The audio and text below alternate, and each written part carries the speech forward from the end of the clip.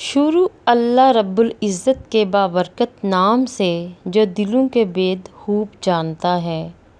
وہی تھا، وہی ہمیشہ رہنے والا ہے اور ہر وقت اسی کے نام کی تسبیح ہے۔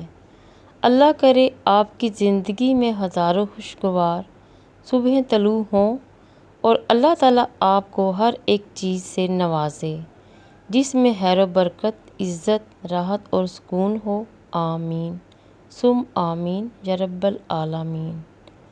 برداشت کی صلاحیت خوش نصیبوں کو ہی ملتی ہے۔ اخلاق کا حسن جس انسان میں آ جائے وہ خالق اور مخلوق دونوں کا محبوب بن جاتا ہے۔ حضرت علی رضی اللہ تعالیٰ عنہ نے فرمایا، مدد کرنا ایک بہت مہنگا تحفہ ہے، اس لیے سب سے اس کی توقع نہیں رکھنی چاہیے کیونکہ بہت کم لوگ دل کے امیر ہوتے ہیں۔ فاتحہ لوگوں کے مرنے پہ نہیں، احساس کے مرنے پہ پڑھنی چاہیے کیونکہ لوگ مر جائیں تو صبر آ جاتا ہے مگر احساس مر جائے تو معاشرہ مر جاتا ہے۔ کچھ رشتے اللہ تعالیٰ خود ختم کرواتا ہے تاکہ ہماری زندگی خراب نہ ہو سکے۔ بے شک وہ جو کرتا ہے بہتر کرتا ہے۔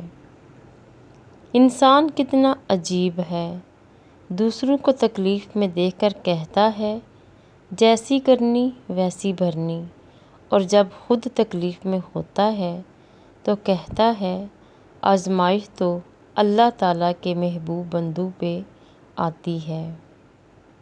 جس کے ہاتھ میں تمہارا نصیب ہے وہ معجزوں کا بادشاہ ہے اور اس سے بہتر کوئی مصنف نہیں۔